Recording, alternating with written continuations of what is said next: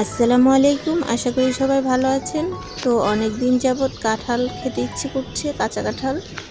তো ভাবলাম আজকে রান্না করে ফেলি। তো চলুন, আজকে আমি মুরগির মাংস দিয়ে কাঁঠাল রান্না করব।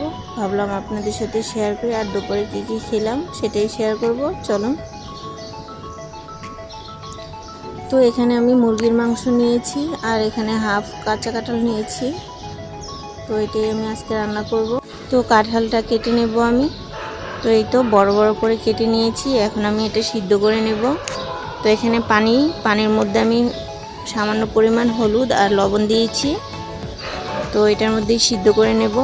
আপনারা অবশ্যই রান্না করার আগে কাঁঠালটাকে সিদ্ধ করে নেবেন, না হলে কাঁঠালের মধ্যে যে কষটা থাকে, সিদ্ধ না করলে রান্না করলে কাঁঠালটা কালো হয়ে যায় তরকারিটা। তো এর জন্য আমি সিদ্ধ করে নিচ্ছি।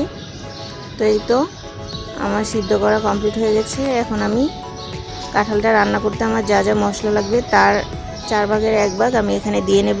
এখানে আমি হলুদ, মরিচ, আদা পেস্ট, রসুন পেস্ট, জিরা পেস্ট দিয়েছি, আর সামান্য পরিমাণ তেল দিয়ে এটাকে মাখিয়ে নেব।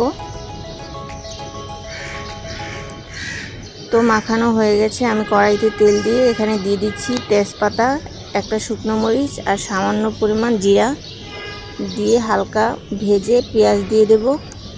তো এখানে আমি 2টা পেঁয়াজ দিয়েছি। এখন এটা আমি ব্রাউন কালার করে ভেজে নেব। এখানে দিয়ে দিচ্ছি জিরা আর কাঁচামরিচ পেস্ট আর আদা রসুন পেস্ট দিয়ে ভালোভাবে নাড়িয়ে সামান্য পরিমাণ পানি দিয়ে দেব, না হলে মশলাটা নিচে লেগে যাবে।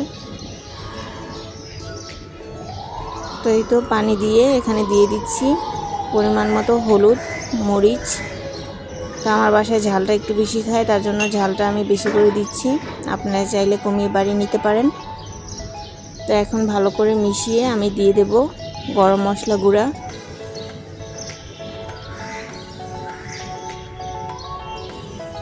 তো মশলাটাকে ভালো করে কষিয়ে আমি মুরগির মাংসটা দিয়ে দেব। আর আরেকটা কথা, আমি মুরগির মাংসটা হলুদ, মরিচ, লবণ দিয়ে ভেজে নিয়েছি।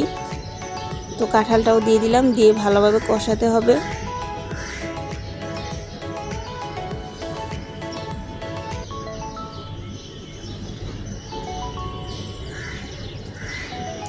তো কষানো হয়ে গেলে ঝোলের পানি দিয়ে দেব, দিয়ে নাড়িয়ে নেব। তো এই তো পানিটা শুকিয়ে গেলে 2-3টি কাঁচামরিচ দিয়ে দেব। তো আবারও নাড়িয়ে নিচ্ছি, আর দিয়ে দিলাম গরম মশলা গুঁড়ো। নামানোর আগে গরম মশলা দিয়ে নামিয়ে নেবেন। তো এই তো তৈরি হয়ে গেল। দেখুন কতটা সুন্দর কালার হয়েছে। এভাবে রান্না করলে খুবই মজা হয়, অবশ্যই বাসায় ট্রাই করে দেখবেন। তো দুপুর 3টা বাজে, আমি দুপুরের লাঞ্চটা কমপ্লিট করে ফেলবো। তো আমি এখানে ভাত নিয়েছি, কাঁঠালের তরকারিটা নিলাম, আর শাক, কলমি শাক ভাজা, পটল ভাজা, করলা ভাজা, আলু ভাজা, আর এখানে নিয়েছি কই মাছ ভাজা, শসা, লেবু। তো চলুন খাওয়া যাক।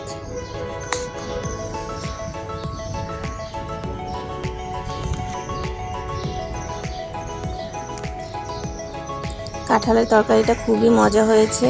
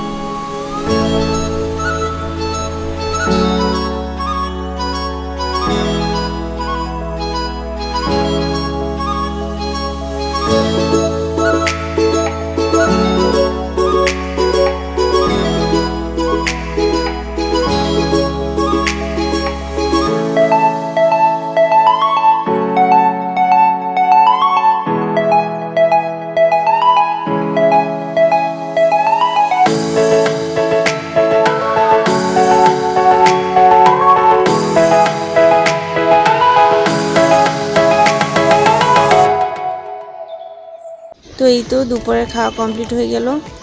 তো আমার ব্লগটা ভালো লাগলে অবশ্যই লাইক, কমেন্ট, শেয়ার, সাবস্ক্রাইব করে দিবেন। যারা ফেসবুক থেকে দেখবেন তারা অবশ্যই ফলো দিয়ে রাখবেন। সবাই ভালো থাকবেন। আল্লাহ হাফিজ।